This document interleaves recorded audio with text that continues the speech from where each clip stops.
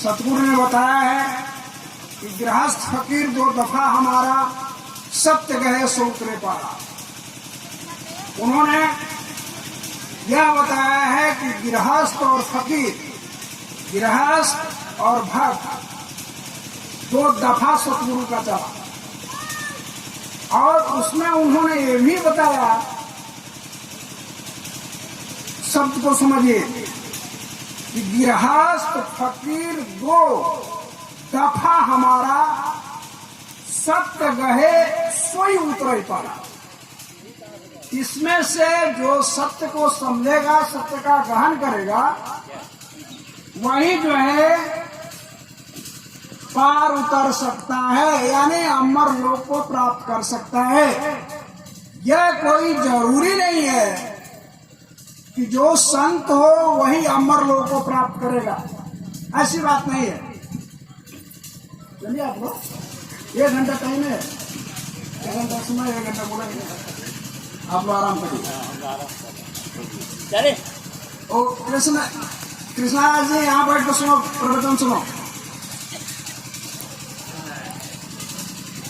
तो ये विधा है, इस विधा के अंदर जो आएगा वही सत्यलोक अमरलोक को प्राप्त करेगा। सज्जनों, मुख्य रूप से मुझे ये बताना है सतगुरु का शब्द। सतगुरु ने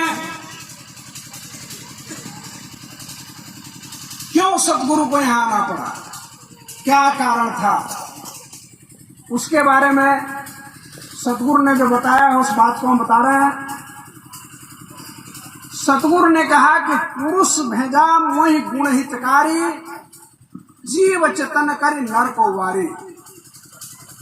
मुझे सतब्रह्म ने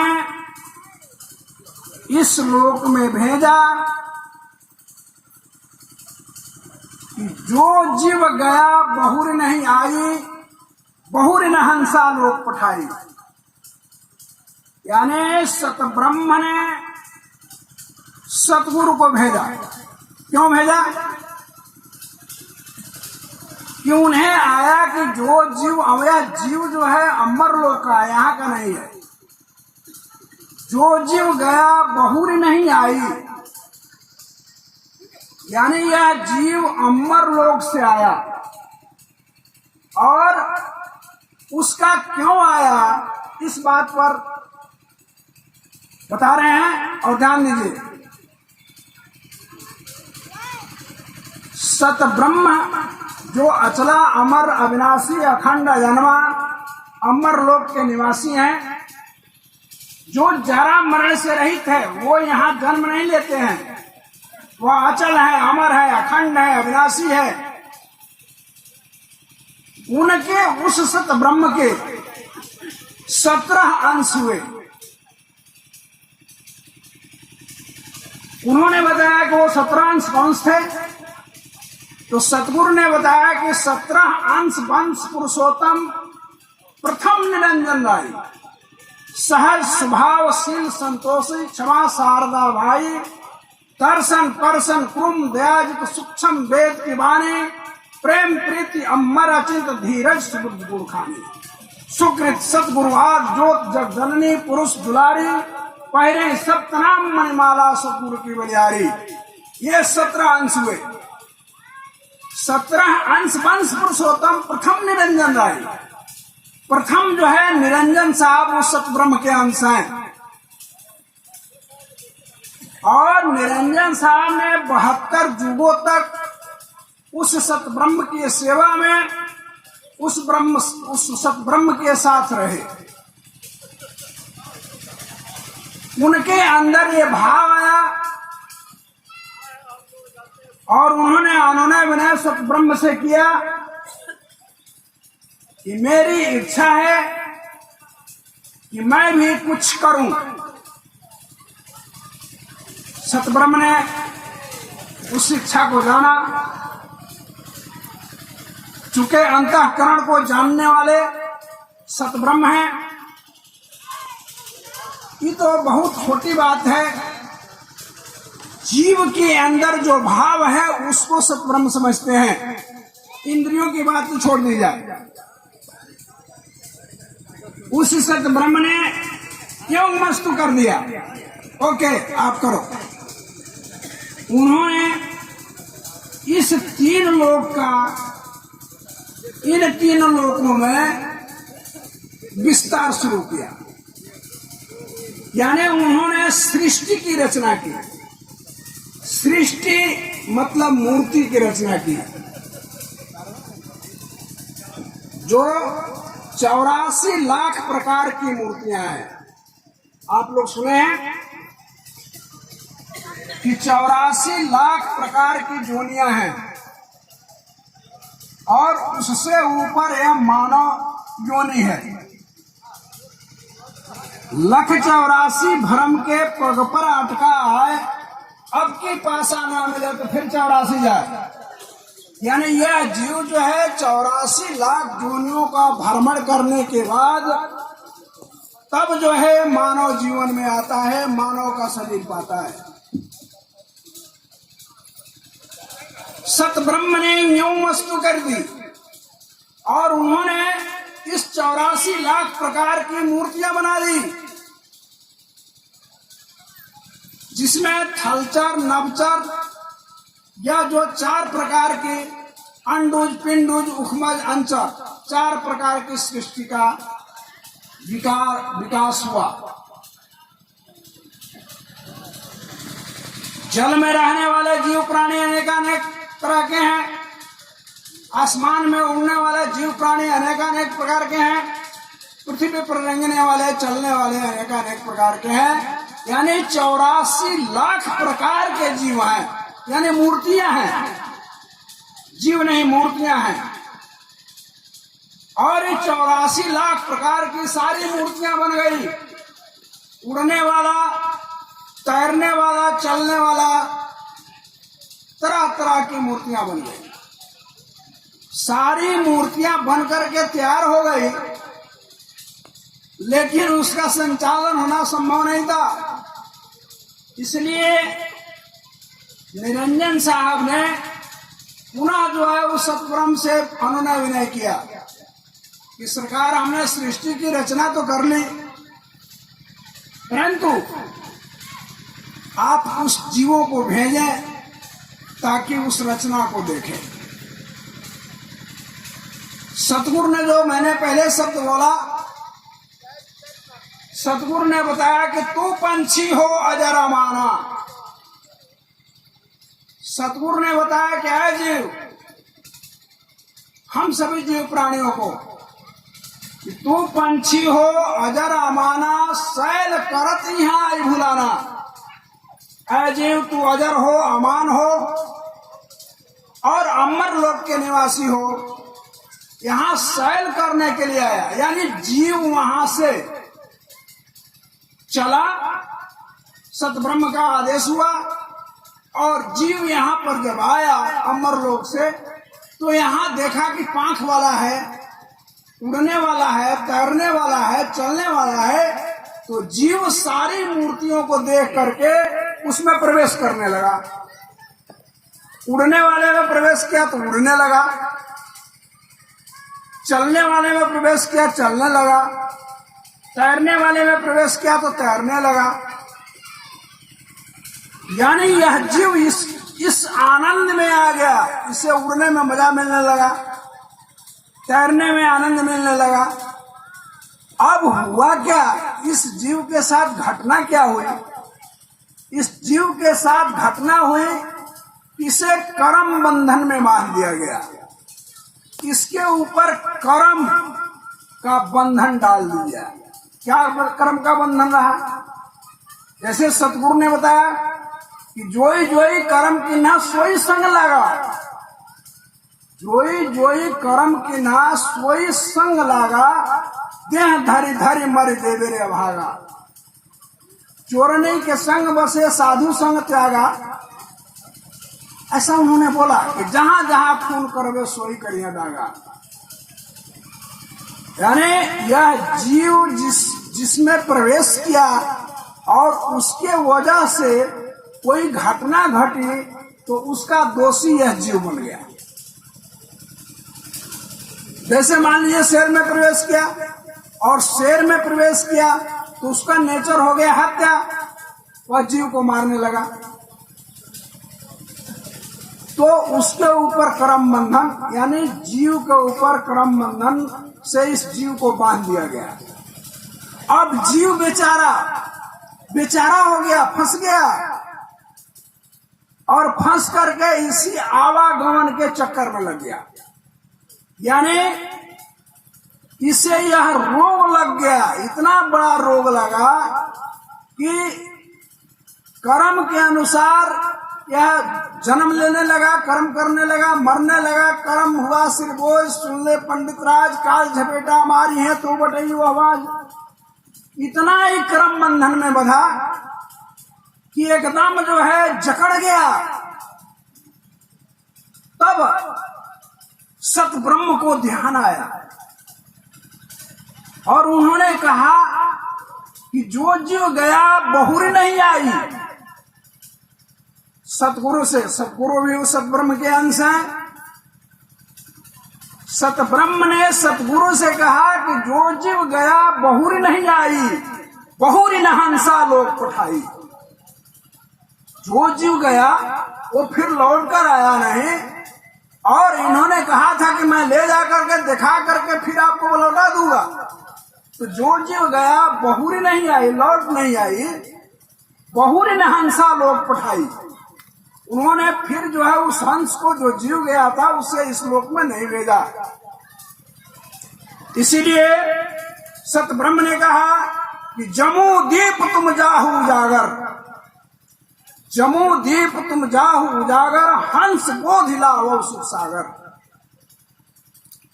सतब्रह्म ने कहा कि आप जम्मू द्वीप में जाएं और जीव को बोध करावें।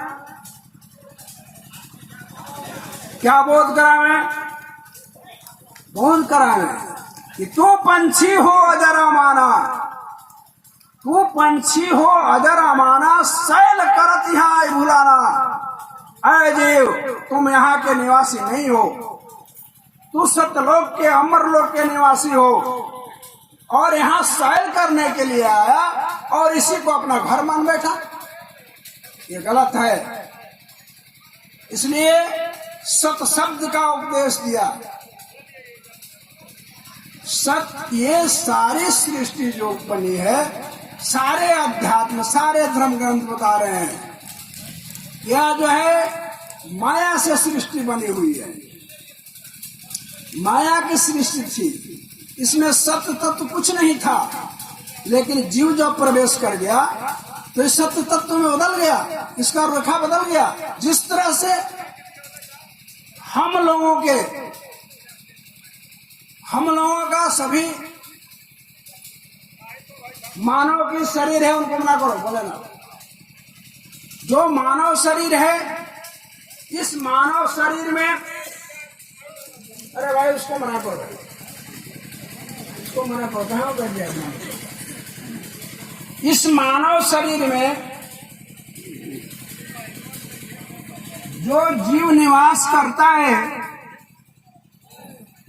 तो इस जीव के, उसको बंद करिए, इस जीव के निवास करने से ये आंख देखती है, यह जीव इसमें है तो ये कान सुनता है, यह जीव इसमें है तो यह मुख बोल रहा है, यह जीव इसमें है तो आंख, नाक, कान, हाथ, पेट, पीठ, पैर सब काम कर रहा है।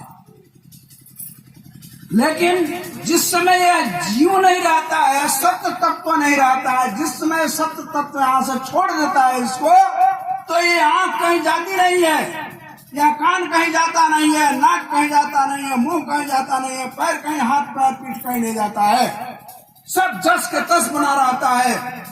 लेकिन ये आंख देख नहीं पाती, कान सुन नहीं पाता, नाक सूंघ नहीं पाता, मुख बोल नहीं पाता, हाथ पैर चलता नहीं। इसलिए सत्य तत्व को जानने की जरूरत है। इसमें जीव जो है वही सत्य है, और यह जीव जो है आकर के इस कर्म बंधन में बंध गया है, इस कर्म बंधन में आकर के फंस गया है। कर्मे जीव मलिन जो किन्ना, सतगुरु ने बोला कर में जीव मलिन जो गिन्हा सत्य बिना ब्रह्म हो छीना। यह कर्म करते करते इतना मलिन हो गया है कि इसका जो सत्य तत्व है, इसका तेज जो है, इसका जो प्रकाश है, वह प्रकाश समाप्त हो गया है, या कोयला हो गया है, कोयला की तरह हो गया है। इसलिए सतगुरु ने जो शब्द बताया उसे सत साबुन कहा। सतगुरु के शब्द को, उस साबुन को लगाया जाएगा तो धीरे धीरे यह फिर अपने रूप में आ जाएगा। जहां तक अब इसमें देखिए क्या विधा बना। 84 लाख योनियों के भ्रमण करने के बाद तब मानव का शरीर मिला। 184 भ्रम के पग पर अटका आए, अब की पासा ना मिले तो फिर 84 जाए, फिर यह जीव 84 में चला जाएगा। पता नहीं कितना जुग जुगांतों तक, कितना जुग जुगांत बीत गए इस जीव को आए हुए, और यह जीव जो है इसमें फंस करके 84 का चक्कर लगा रहा है। सज्जनों, सतगुरु का संदेश है, सारे अध्यात्म का संदेश है कि जन्म दुर्लभ नहीं बारंबारा। यह जो मानव जन्म है यह दुर्लभ है, बार बार मिलने वाला नहीं है। इसलिए जन्म दुर्लभ नहीं बारंबारा, करो भक्ति निज नाम प्यारा। भक्ति करो और उस नाम से प्यार करो, उस नाम से प्रेम करो। सतगुरु दरिया साहब ने केवल उस सत ब्रह्म को याद करने के लिए 20 महाकाव्य की रचना की। हिंदुस्तान में कोई ऐसा कवि नहीं हुआ, कोई ऐसा संत नहीं हुआ कि इतने बड़ा महाकाव्य की रचना की हो। सतगुरु दरिया साहब ने केवल इस जीव को सतनाम सतशब्द बताने के लिए 20 महाकाव्य और एक बीजक की रचना की, जिसमें सारे भाषाओं से जिस तरह से जिस भाषा में यह जीव समझे उसे समझाने का उन्होंने कोशिश किया। यह जो जीवन है मानव जीवन, गोस्वामी तुलसीदास जी ने भी लिखा है, सभी संतों ने लिखा है कि बड़े भाग्यमान उस्तन पावा, सुर दुर्लभ सतग्रंथ गावा, साधन धाम मोक्ष करवा। यह साधन है। यह 84 लाख भ्रमने के बाद मानव का जीवन जो हम लोगों को मिला है, यह निकलने का एक रास्ता है। बाकी सभी जीव जो है 4 चीज करता है, इसको शास्त्र भी बोल रहा है। 4 कर्म जो है इस जीव के साथ लगा हुआ है। वो क्या है? शास्त्र भी इसको व्याख्यान दिया कि हार निंद्राम भय मैथुनानि सम्मानि चेतानि घृणांग पशुनाम ज्ञाने न राणांग मद को विशेषी ज्ञाने न हीनांग पशु समानम। आहार, निद्रा, भय और मैथुन। सज्जनों, आप देखें कि आहार जो है इस 84 लाख प्रकार के जो जीव हैं, कोई ऐसा जीव नहीं है कि आहार ना करता हो, भोजन ना करता हो, चाहे वह चींटी हो, चाहे वह हस्ती हो, चाहे कोई भी जीव है। आहार, निद्रा, सभी जीव प्राणी सोता है। भय और मैथुन, सभी जीव प्राणी को भय लगता है, चाहे वो हाथी हो चाहे चींटी हो, उसको मारने के लिए दौड़िए, भागेगा, जान बचाएगा। तो सभी भयभीत रहते हैं। ये 4 चीज जो है इस जीव के संस्कार में है। मना करो, 4 चीज जो है इस जीव के संस्कार में है। सज्जनों, यह 4 चीज बताने के लिए किसी भी विद्यालय के, किसी भी गुरु की, किसी की जरूरत नहीं है। यह 4 इसके संस्कार में है। यह आहार करता है, भयभीत रहता है, मैथुन करता है, चाहे किसी भी जीव में हो। आहार, निद्रा, भय और मैथुन, सोता है चाहे किसी भी जीव प्राणी में हो। लेकिन इसके संस्कार में शास्त्र भी ये बोला ना जो मैंने बोला कि हार निद्रा में मैथुना सम्मान चेता निग्रहणा पशुना ज्ञाने नाना मद को विशेषी। मानव इस सब जीव में चार चीज पाया जाता है। केवल एक मानव ही है जिसमें विशेष ज्ञान दिया गया है। उस ज्ञान के तहत यह जो है भजन कर सकता है, यह विशेष ज्ञान उसको मिला है। इन चार चीज के अलावा तो हल्ला कर रहा है, उसको बंद करवाइए ना हमारा, तो बंद कराओ।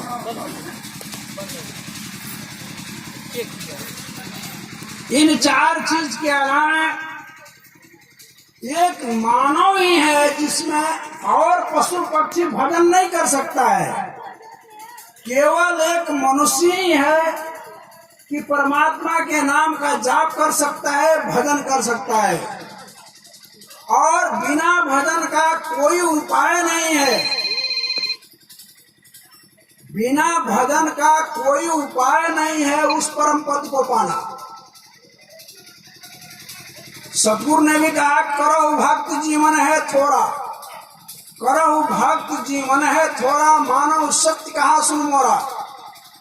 आप भक्ति करो, इस मानव जीवन में आए हो तो यदि भजन नहीं करोगे तो फिर पशु के समान हो, कोई फायदा नहीं है मानव जीवन का। चार चीज तो हर जीव प्राणी करता है, तुम भी वही करोगे। आहार निद्रा भय मैथुन, चार ही चीज तुम करोगे तो तुम पशु हो। मानव क्या हो? मानव की खलरी ओढ़े 84 के जीव। सतगुरु ने बोला कि मानव की खलरी ओढ़े 84 का जीव। यह मानव का रूप तो है लेकिन इसमें मानवता नहीं है। कि भजन नहीं किया तो ये मानव होना इसका बेकार है, व्यर्थ है। इसलिए सज्जनों, सबसे जरूरी है कि उस सतब्रह्म को याद करना जरूरी है। और सतगुरु के माध्यम से देखिए, इस जीव को एक रोग लगा है, इतना बड़ा रोग लगा है, इतनी बड़ी बीमारी लगी है। वह बीमारी है जन्म लेना और मरना। जन्म लेगा तो मरेगा, जन्म लेगा मरेगा, जन्म लेगा मरेगा, 84 लाख में ऐसे ही घूमता रहेगा। तो इस बीमारी से छुटकारा पाने के लिए, इस रोग से छुटकारा पाने के लिए सतगुरु वैद वचन विश्वासा। इस बीमारी से कौन छुटकारा दिलाएगा? सतगुरु वैद वचन विश्वासा, संयम एक विषय करिनासा। जब सतगुरु वैद मिल जाएंगे और सतनाम रूपी दवा मिल जाएगा, यानी उस सतब्रह्म का नाम मिल जाएगा, और उसको नियमानुसार जो सतगुरु ने बताया कि 5 टाइम पूर्णिश करना है, इसके बारे में थोड़ा हम बता देंगे। और चाहेंगे कि 5 टाइम जो पूर्णिश का सिद्धांत सतगुरु ने बताया है, उसका उद्देश्य है कि जिस तरह से विद्यालय में बच्चे पढ़ने के लिए जाते हैं तो उन्हें 2 टाइम की हाजिरी ली जाती है। एक सुबह की जब हाजिरी होती है उसमें सबका नाम बोला जाता है और सभी अपने हाजिरी देते हैं कि हाँ सर, जी sir, yes sir, yes sir, मैं आ गया, आया हूँ। फिर लंच के बाद दोबारा हाजिरी ली जाती है कि लंच में जो गया वो पुनः फिर पाठशाला में आया कि नहीं आया। इसलिए 2 टाइम की स्कूल में हाजिरी होती है। सतगुरु ने 5 टाइम का हाजिरी बताया है। या पूरे 24 घंटा में 5 बार हाजिरी दो। एक हाजिरी सुबह जो है बिस्तर से उठते ही, जिस समय बिस्तर छोड़ रहे हैं उसी समय बिस्तर से उठते ही उत्तराभिमुख होकर के उस सतब्रह्म के नाम का जाप करते हुए, और उन्हें जो विधि व्यवस्था जो दी गई है सतनाम का पूर्णिश करने का। एक, दूसरा स्नान के बाद, तीसरा भोजन के बाद, चौथा शाम को संध्या के समय, 5वां सोते समय भोजन के बाद। तो यह 5 टाइम उस सतब्रह्म को हाजिरी देना है। ये एक तरह से इसको भजन नहीं कहेंगे, ये हाजिरी है।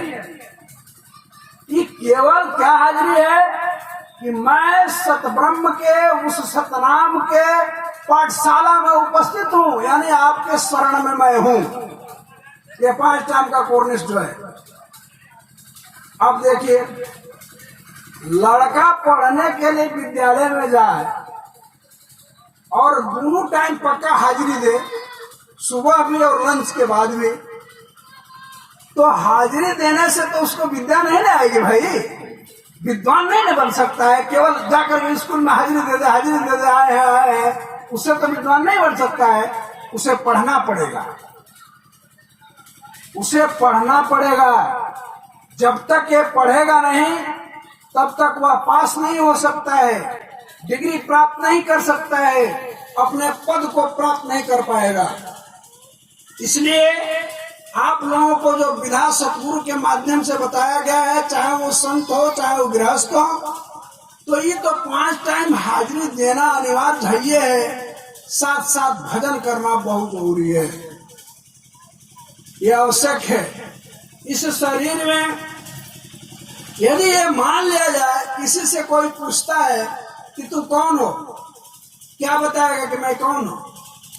मुझसे पूछा जाए कि आप कौन हैं, तो हम क्या बताएंगे हम कौन। हम मान सतदेव दास बोलेंगे, लेकिन वो है कौन उसे न जानने की जरूरत है। तो ये वो शरीर नहीं है, वो शरीर नहीं है जो घट घट में बोलता डोलता है। सतगुरु ने कहा कि घट घट में बोलता डोलता है, इस बोलता को पहचानदारे। हिंदू नहीं, मुस्लिम नहीं, काफर नहीं, कोई जानदारे। आया कहाँ जाएगा कहाँ, सैल सिकिल में शानदारे। दरिया में दिल तहकीक करो, हम तुम नहीं हो अंधारे। इसे जानने की जरूरत है कि हम कौन हैं। देखिए, जो भजन की विधा है, सतगुरु ने सहज योग बताया। सहज योग अमृत रस चाखे, परे कबहू नहीं सूखा। अनमन चीज दिए भरपूरा, आत्म सहे न भूखा। ये है सहज योग सतगुरु ने बताया। अब सहज योग के तरफ हम लोगों को बढ़ने की जरूरत है कि सहज योग है क्या। सहज योग बहुत कम शब्दों में बोल रहा हूं और आप लोग अनुकरण करेंगे। इस पर जो है इससे समझेंगे और समझकर करने का कोशिश करेंगे। जैसा कि सतगुरु का, जब सतगुरु आपको नाम देते हैं तो मुख से उस सतब्रह्म का नाम बोलते हैं। जो 12 अक्षर का नाम है, उस सतब्रह्म का नाम जो आप लोगों को दिया जाता है, मिठा के साथ नहीं दिया जाता है नाम, सतनाम, सतब्रह्म का नाम। तो वो नाम जो है वो नाम दिया जाता है और मुख से गुरुजी बोलते हैं, याद कराते हैं उस शब्द को, उस नाम को, सतब्रह्म के नाम को मुख से बोलकर और आपसे मुख से बुलवा करके उस नाम का जाप याद करवाते हैं। और याद कराने के बाद बताते हैं इस नाम को आप किसी को नहीं बताएंगे, फिर मुख से आपको नहीं बोलना है, यानी शब्द में नहीं बोलना है। क्या करना है भाई, अगर बिना शब्द के, बिना आवाज निकाले इस नाम को बोलना है। यानी जीभ से, ओठ से, तालू से नहीं बोलना है, जिह्वा से बोलना है। अंदर अंदर किसी का नाम जैसे ले लिए, उस तरह से उस नाम का जाप करना है। अब होता क्या है कि जो सतगुरु ने सहज योग बताया, उसमें उन्होंने बताया कि जिह्वा से जब नाम जाप करते करते आप पूरा प्रखर हो जाएंगे, जब पूरा आप में पूरा वेदना आ जाएगी, पूरा नाम का जाप जब शुरू हो जाएगा, तो उसके बाद में वह विधा बदल जाएगी, वह जिह्वा का जाप समाप्त हो जाएगा। तब जाप शुरू होगा स्वर का, श्वासा में नाम आने लगेगा। और सतगुरु ने उसी विधा को बताने का काम किया। सतगुरु ने माला, तिलक, कंठी को मना किया। उन्होंने कहा कि कंठी बांधोगे, जो कंठी बांधी जाती है वह गला में सटा कर बांधी जाती है। जानते हैं क्यों बांधी जाती है? वह गला में सटा कर इसलिए बांधी जाती है कि आप याद रखें कि आप कंठीधारी हो गए। लोगों में हो जाता है कि हम कंठीधारी हो गए, अब हम मांस मछली नहीं खाएंगे, झूठ नहीं बोलेंगे, दुष्कर्म नहीं करेंगे, अब हम कंठीधारी हो गए। तो सतगुरु ने कहा, उससे उसके सत्य तत्व को बताया। क्या कहा कि असल लकूब सुनो निर्वाणा। सतगुरु की वाणी जो है बड़े ही यशस्वी हैं।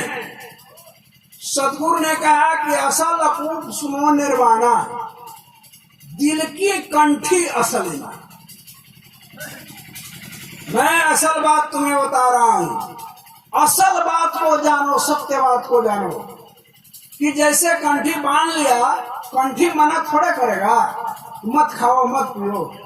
उसलिए बांधा जाता है कि यदि आप कुछ खाते हैं और जब अंदर घोटते हैं तो उसमें सट कर जाएगा तो याद पड़ेगा, अरे हम कंठीधारी हैं, हमें क्या भोजन करना है।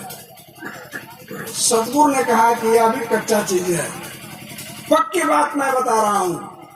उन्होंने कहा कि असल अकूफ सुनो निर्वाणा, असल बात मैं बोल रहा हूं अकूफ करके, असल अकूफ सुनो और निर्वाण हो करके। असल अकूफ सुनो निर्वाणा, क्या? दिल की कंठी असली माना। दिल की कंठी असली कंठी है। दिल में ठान लो कि मुझे ये करना है, ये नहीं करना है, मुझे सतधर्म में रहना है, सत भोजन करना है, सात्विक भोजन करना है और सत धर्म पर रहना है। ये दिल में ठानो, वो पक्का होगा, वो टूटने वाला नहीं होगा। माला के बारे में सतगुरु ने कहा, तमाम धर्म ग्रंथों ने बोला कि कर का मन का छोड़ के मन का फेर। मतलब माला क्या फेरो? आप देखेंगे कि माला जो होता है 108 दाने का होता है। जो माला पहने होंगे बताएंगे, 108 दाना उसमें होता है और 108 दाने के बाद में एक सुमिरनी होता है। जब माला ऐसे फेरा जाता है, चाहे किसी भी देवी देवता का नाम लेकर के, तो माला फेरने में उसकी विधा है। वो माला फेरने वाले बताते हैं कि उस माला फेरने में उस सुमिरनी को पार नहीं करना है। माला फेरना है और जब सुमिरनी के पास पहुंचा तो उसको घुमा देना है, घुमा करके फिर फेरना है, फिर घुमा के फेरना है, फिर घुमा के फेरना है, यानी 108 के बाद में उसे घुमाना है। तो ये ध्यान कहाँ रहता है? माला फेरने वाला का ध्यान उस सुमिरनी पर रहता है कि सुमिरनी कब आएगा। चाहे कोई भी नाम, कोई भी भगवान, कोई देवी देवता के नाम का जाप करता है तो उसका ध्यान जो है उस सुमिरनी पर रहता है, उसका ध्यान उस नाम पर नहीं रहता है। उसका ध्यान रहता है कब सुमिरनी आएगा, उसको घुमाना है, फिर ऐसे मोड़ देना है, ये रहता है। तो सतगुरु ने बताया कि मैं माला बता रहा हूं, इस माला के माध्यम से तुम जाप करो। वह माला क्या है? वह माला है स्वर रूपी माला, श्वासा रूपी माला, जो पूरे 24 घंटा में स्वस्थ मुद्रा में 21,604 बार रन करता है। पूरे 24 घंटा में स्वस्थ मुद्रा में 21,604 बार रन करता है, श्वासा चलता है 21,604 स्वस्थ मुद्रा में। और जब आप चोरी करेंगे तो बढ़ जाएगा, आप कोई दुष्कर्म करेंगे बढ़ जाएगा, आप काम क्रोध में आ जाएंगे बढ़ जाएगा, उसकी गति बढ़ जाएगी और ज्यादा हो जाएगा। हमें पूंजी जो मिली है, हमें आयु जो मिली है, वह सज्जनों समझने का विषय है। वह आयु लिख करके नहीं मिला है कि आप 50 साल में मरेंगे, आप 80 साल में मरेंगे। ऐसा नहीं मिला है। हमें एक जत्था मिला है। वह क्या मिला है? क्या कहते हैं? व्यवस्था करिए, चलिए फोन करते हैं। हम 5-10 मिनट फोन कर देते हैं ना, उसको दिया जाए, वो भी करना जरूरी है ना, तमाम लोगों को खिलाना। तो सब दिनों देखिए, मेन मुद्दा पर हम लोग पहुंचे हुए हैं, मुख्य मुद्दा पर हम लोग आए हुए हैं। तो मुख्य मुद्दा में ये है कि जब ये स्वर जो है, स्वर रूपी हम लोगों को पूंजी मिला है। पूंजी मतलब आयु मिला हुआ है। जब हम बीमार पड़ते हैं, बुखार होता है, जुकाम होता है, क्रोध में आते हैं, काम करते हैं, तो यह बढ़ जाता है, इसकी गति बढ़ जाती है।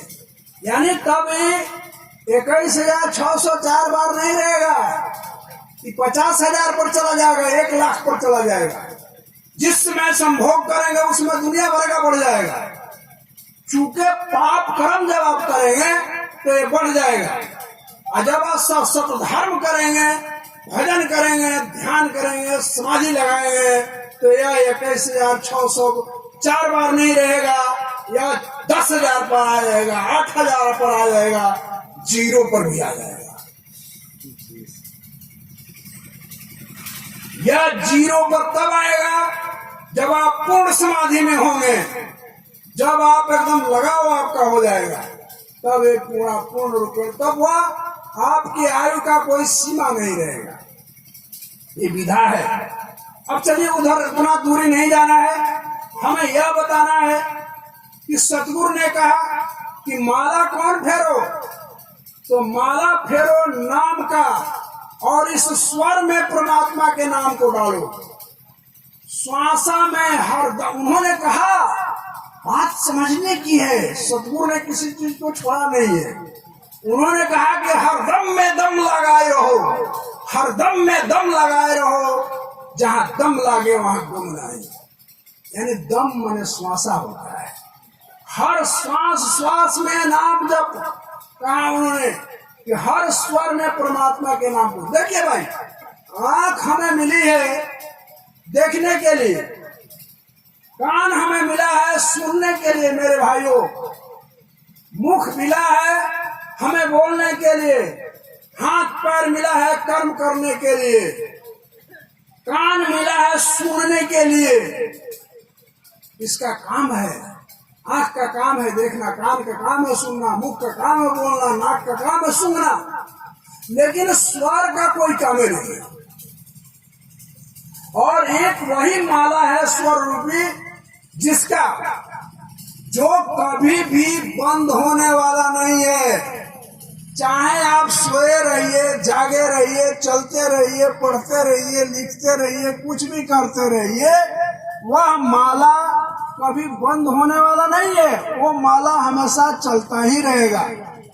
तो सतगुरु ने सहज योग का जो विधा बताया, उसमें उन्होंने कहा कि उस श्वासा में नाम जप, हर स्वर में नाम का जाप करो मेरे भाइयों, हर स्वर में।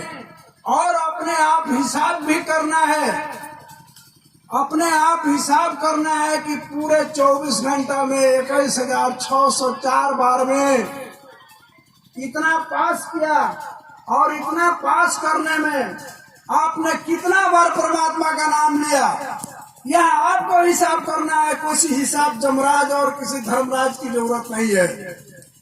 यह अपने आप से आप हिसाब करिए कि हमने पूरे रात और दिन में कितना बार परमात्मा का नाम लिया। हम ईमानदार हैं कि चोर हैं?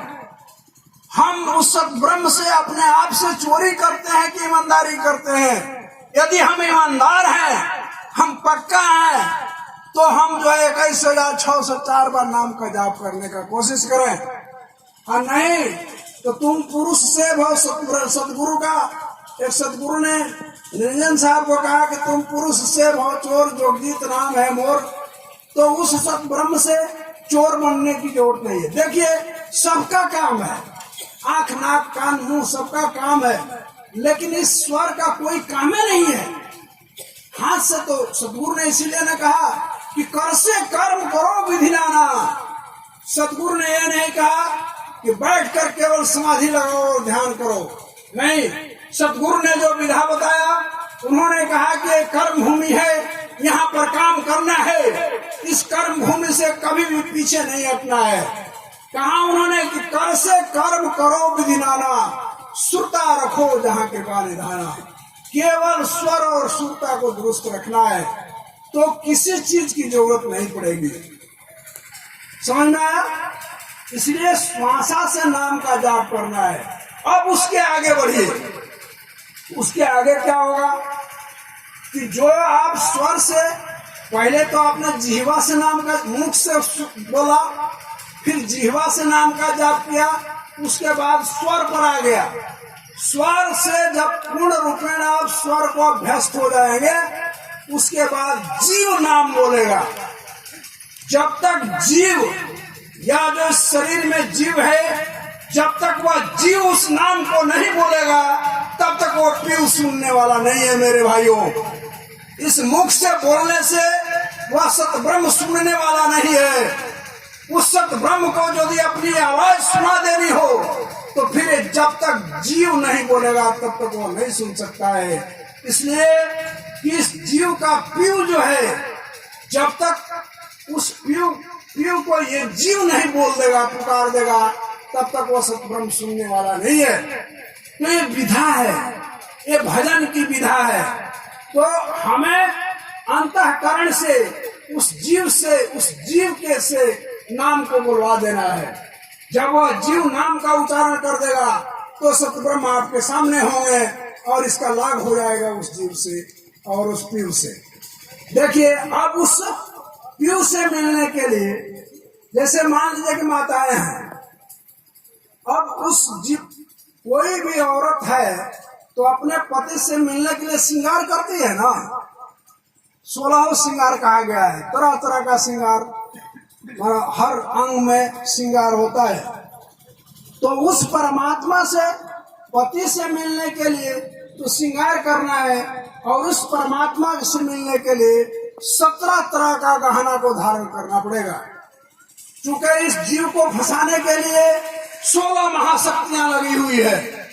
इस जीव को घेरने के लिए, इस जीव को बंधन में डालने के लिए, इस जीव के अस्तित्व को समाप्त कर देने के लिए, इस जीव को 84 में भ्रमण करने के लिए, इस जीव को अमरलोक नहीं जाने देने के लिए 16 महाशक्तियां लगाई गई है।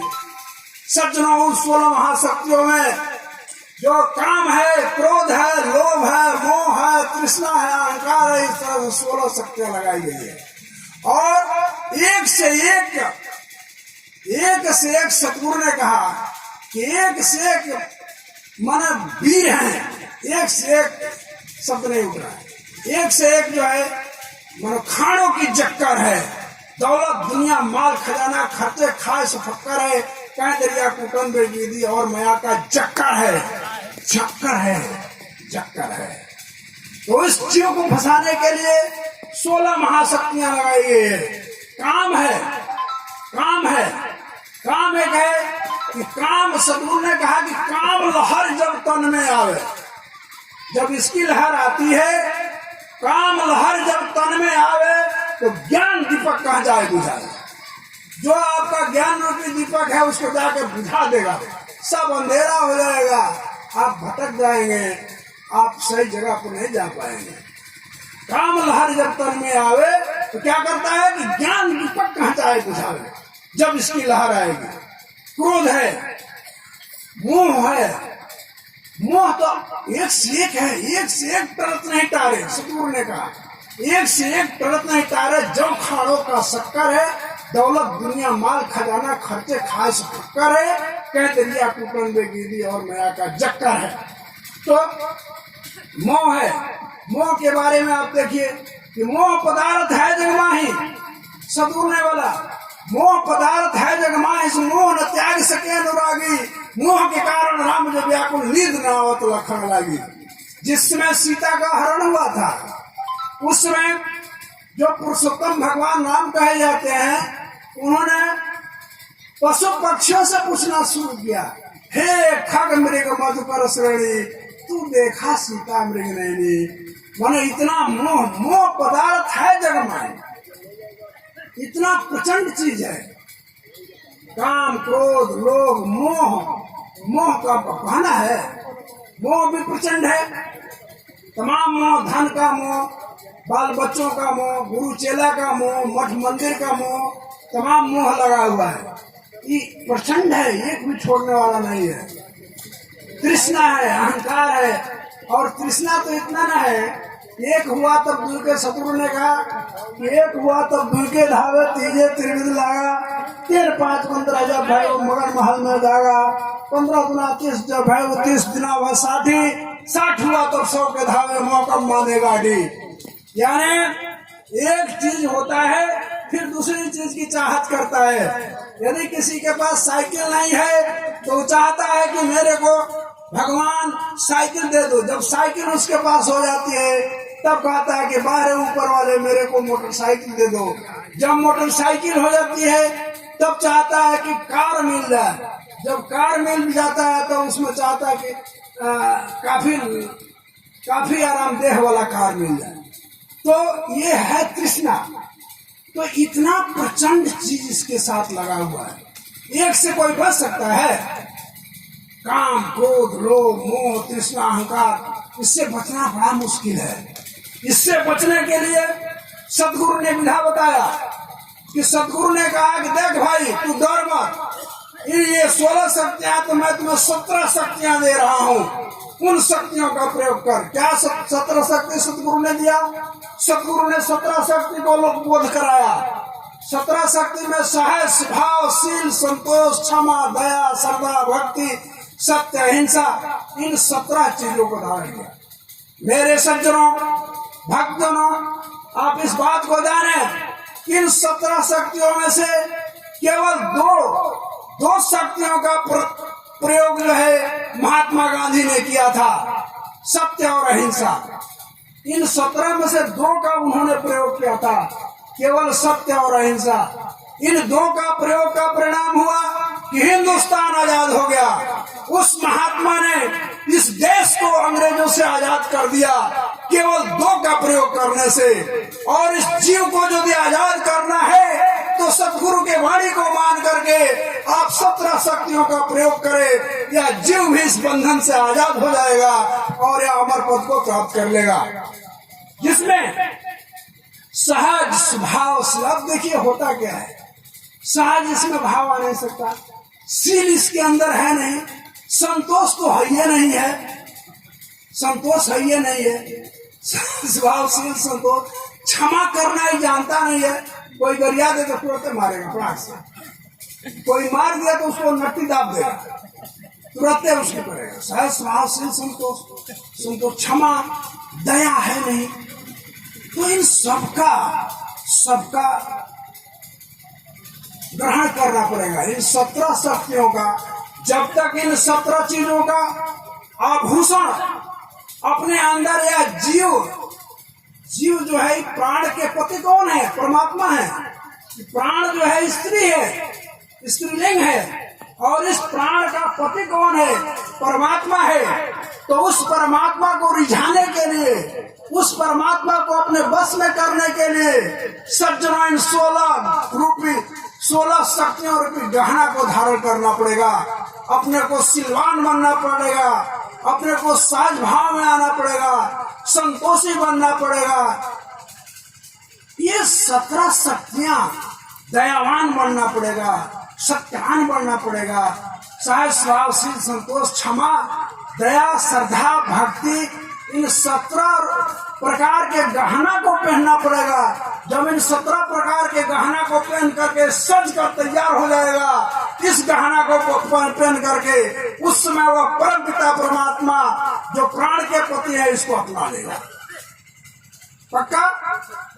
इसलिए ये जरूरी है कि हमें सहज स्वभावशील संतोष, क्षमा, दया, श्रद्धा, भक्ति, इन सब चीजों को अपनाना होगा। और उस परमात्मा के भजन का, यानी गोस्वामी तुलसीदास जी ने लिखा कि बार मथे बरी हो गिरता शिक्षाते बरुतेल बिनु हरि भजन न भवतरे, यह सिद्धांत पेल। यह मान का नहीं है। जब तक आप भजन नहीं करेंगे, जब तक उस सतब्रह्म के नाम का उपासना नहीं करेंगे, तब तक आप जो है उस अमर लोक को प्राप्त नहीं कर पाएंगे।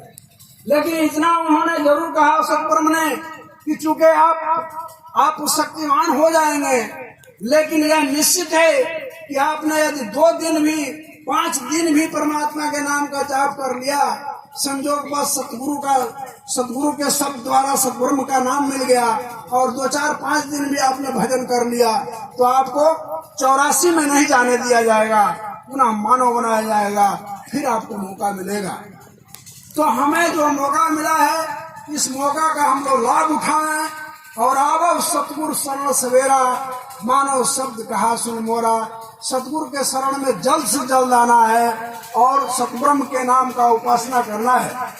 तो हम ध्यान दें, कोई दिक्कत नहीं है। ऐसा नहीं है कि आप गृहस्थ है तो नहीं कर सकते हैं। हमारे ज्ञान दीपक ग्रंथ में एक व्याख्यान आया है। किसी संत के बारे में सतगुरु ने नहीं लिखा, किसी सन्यासी के बारे में नहीं लिखा, किसी साधु भेषधारी के बारे में नहीं लिखा। उस सतब्रह्म ने एक हीरामन नाम के कुशवाहा थे राजापुर गांव के, उनके नाम का लिखा कि हीरामन निज दास है, सब दासन में दास, सतगुरु से परिचय हुआ दीक्षा प्रेम प्रकाश। उन्होंने कहा कि उन्होंने अमर लोक को प्राप्त किया हीरामन ने। तो यह जरूरी नहीं है कि केवल संत ही भजन करेगा। भजन आप कर सकते हैं खूब आराम से। आपको तो और सुविधा दिया गया है, खास करके माताएं। देखिए, आप लोगों को ध्यान देना है कि सतगुरु ने आपके लिए क्या बोला है। सतगुरु ने कहा है कि गृह महाजगत से जुक्त से रहना, आपन सत्य आप में गहना।